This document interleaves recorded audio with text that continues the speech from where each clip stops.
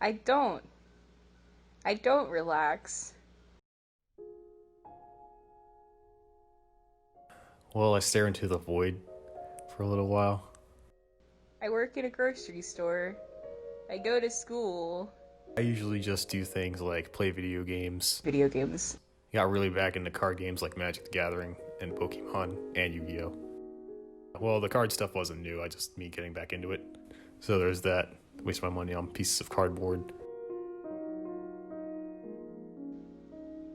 I think it's only recently that I've been selfish in wanting to relax. I think I am like turning mostly to video games Video games. and relaxing and just simply vibing out like that. You know, I would get sick of games after a while, so I would just draw for a little bit. I tried different techniques, different like styles. I would like look at artists, what they do, kind of like copy it, see if I like the way that feels, what they do. I've gotten better. I didn't do art this summer, and I was going to like do quite a lot of art actually, but I felt it was kind of selfish to take time away from something that was happening very physically in my life, and so I felt really guilty to do anything personal, uh, basically since COVID happened.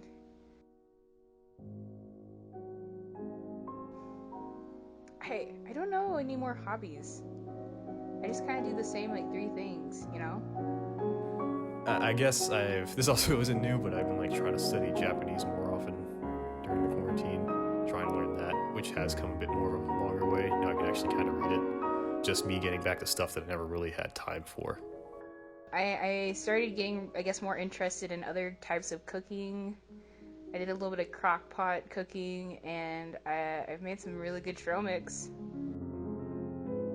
Well, I haven't been in quarantine since basically March. Well, I mean, like I never went outside much anyway. I always stayed Inside. inside a lot. I have been part of the physical works. I've been part of the physical workforce, and I have like there hasn't been a week where I've stayed inside, Inside a lot. and I wish I could do that, but I financially just can't do that. When I was inside, I just kind of wasted away and doom scrolled through Twitter. I didn't go to sleep until like 3 a.m. every night. I did a lot of movie watching. I did a lot of just sitting around, honestly. So, yeah, probably the same as everyone else. I know my stance as an artist would be completely different. I don't think I would know nearly as many artists as I do now. Because now knowing I'm able to do all this other stuff, I would have done that. But like I think just having the option to not be able to do it really motivated me. I would say like since everything's moved online, I've became more visually aware of how many people are in like my network now. That's like a kind of gross word to say it, but like I guess more of my community.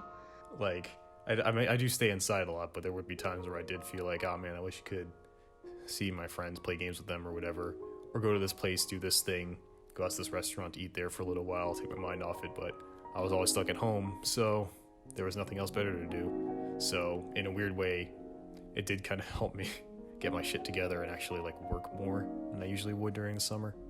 There's been a lot of people who have turned to social platforms to like further push their work and art, and like we're all just kind of bonding over the fact that we have nothing better to do than to stress out and bond and make really silly, not really necessarily like important work because we have nothing else to do really. Ah man, remember that lazy thing I said? Yeah, that's gonna be back. I'm hoping to finish my first big project, and afterwards I really want to get into making more work that's educational and relatable and really, I guess, touches really vital parts to people's identities that is like really universal. So I think Most likely I will just be doing the same thing, like sitting at home, drawing a lot, probably just sending my stuff out to places. I'll probably go to more conventions, if anything, too, because now that's opened up. So go there, meet lots of new people, advance my artwork that way by exchanging art tips with them, talking to them about that.